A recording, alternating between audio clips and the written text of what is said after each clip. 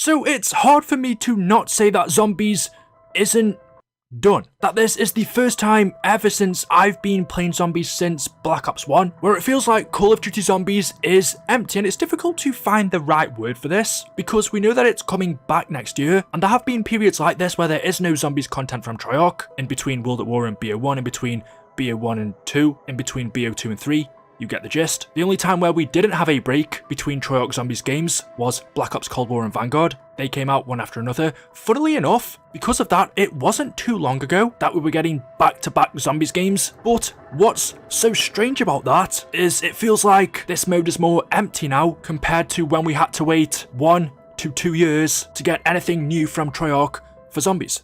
But just before I carry on, I want to say that today's video is sponsored by Clash of Clans. Clash of Clans is set in a fantasy-themed persistent world where the player is a chief of a village. The game tasks players to build their own village using the resources gained from attacking other players' villages with troops, earning rewards, buying them with medals, or producing them at their own village. Within the game, you first start by building a community or your clan, then you train your troops and attack other players to attain things such as gold, elixirs, and dark elixirs. And you then use these items to rebuild your defences, train and upgrade your troops, and make spells. If you're wondering what these do, you can use gold to upgrade your community's buildings, use elixirs and dark elixirs to train your troops. If you're asking, well, what exactly are clans? These are groups of players who come together to support each other, either through reinforcements or advice. So the cool thing about it is you and your clan can go off and attack other people's communities, and those other communities are also run by real groups of players. Each clan has a leader and a co-leader, and when you go to war, each clan gets 1 preparation day and 1 war day, and you receive stars based on the amount of destruction that you cause. There are also friendly challenges wherein players from the same clan can challenge each other, which is an aspect to the game I really like, and overall, it's extremely fun. It is a huge game, and because of that, Clash of Clans has constantly been evolving to offer more user-friendly, consistent, and fun online experiences, and there have been countless updates since the game launched back in 2012, and there's even more to come. So go ahead and join the international fray that is Clash of Clans, customize your village, build an army, and crush your opponents. Join a clan or establish a classing legacy by creating your own. The choice is all yours in this million-strong community of barbarians. Make sure you go ahead and download Clash of Clans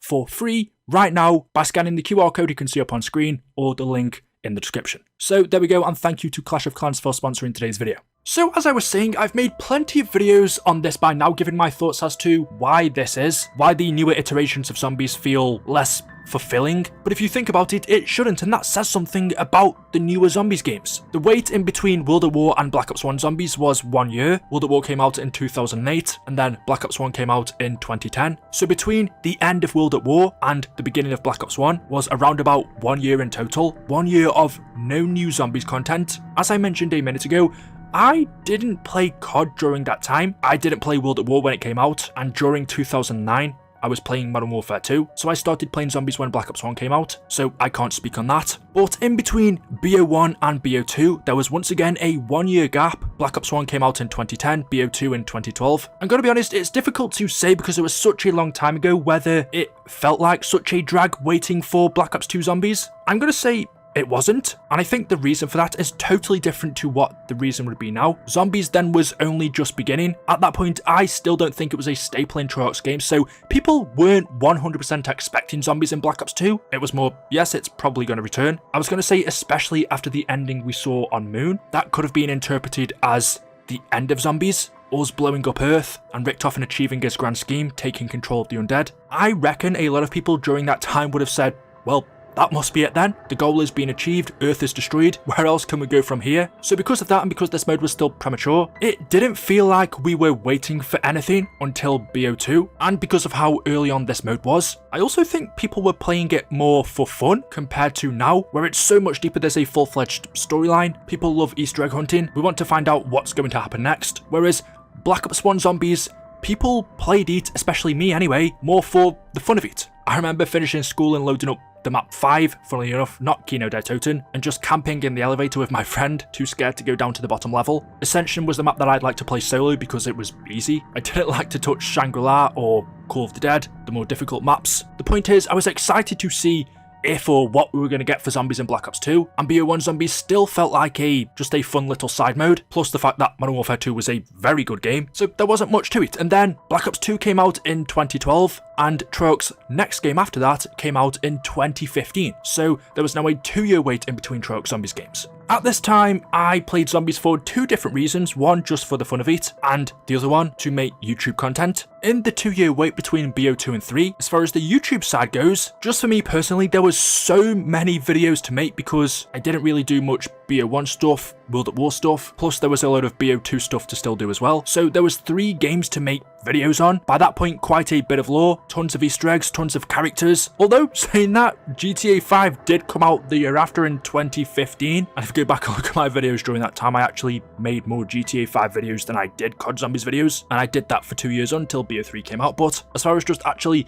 playing it as you normally would, the gap between BO2 and 3 actually didn't really feel that long. People could still go back and play World at War, BO1, although at that point you probably wouldn't have played World at War Zombies as much since all of those maps were released on Black Ops 1, but all of the content that we had in BO1 and Black Ops 2 Zombies, all of the maps, as I mentioned, the characters, the Easter eggs, it was still pretty fresh. People were wondering what's going on. Another big thing that took off between these games, although it was also a part of Zombies before, but I think between BO2 and 3, were theories. The storyline wasn't as direct as it is now. You weren't told exactly what's going to happen, so there was so much room for theories and speculation, and that's what a lot of people within the community were doing on Twitter, Reddit, YouTube, theorizing, well, what could this be? What could this mean? What could this lead to? It was so much fun, and I would say that kept people occupied for the 2 years between BO2 and 3. And then when BO3 came out in 2015, and then we had to wait until 2018 for Black Ops 4 Zombies, so 3 years. I'm pretty sure I just said 2 years between BO2 and 3, even though it was 3 years, just to kind of ignore my math on that. But for the 3-year gap between BO3 and BO4 Zombies, once again, just from my point of view, from 2 different perspectives, the YouTube side, that's how I've got to think about it, there was a lot to do in this 3-year wait, and it didn't really feel tiring. Okay, maybe by the final year, by the end of 2017 or 2018, as we were getting closer to BO4's launch, that was a little bit boring, but for the most part, Zombies felt fun, and I think a lot of that had to do with the amount of content that released within Black Ops 3 Zombies.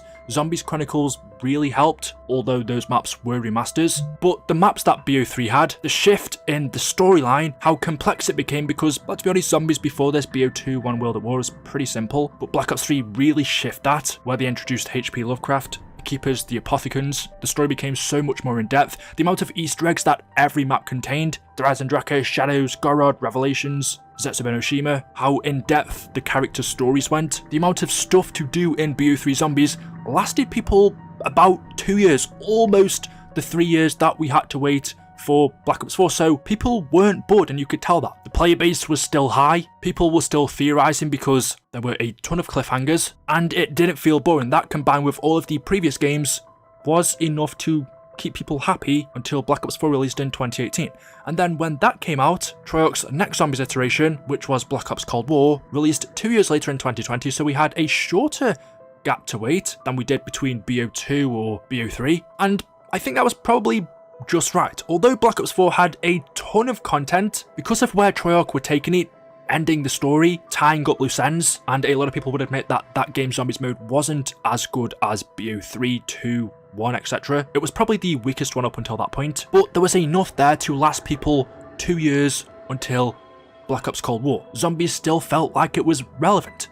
People were talking about it, making videos on it, and playing the game. But I think that all changed in 2020 when Black Ops Cold War released. Now, this is where it's weird because Cold War came out in 2020, Treyarch's next game came out in 2021, so there was no waiting period. Vanguard Zombies released straight after Black Ops Cold War Zombies. Yet, I would say in those few months that we had to wait between Forsaken and the beginning of Vanguard Zombies, it felt boring, which doesn't make sense because, well, how is that possible? How can it feel like there's more to do and Zombies is more entertaining when we have to wait 2 or 3 years for their next game and there's no new stuff to do compared to waiting just 3 or 4 months? What I think that tells us is that content that released in Cold War Zombies wasn't deep enough. The shift that Treyarch took meant that the content that they released just didn't last as long. There weren't as many Easter eggs for people to find, the storyline wasn't as deep since it was a brand new one, so there wasn't room for speculation or theory, there wasn't much to talk about, there weren't as many Easter eggs for people to find. Personally, just for me, it also wasn't as fun. I wouldn't say it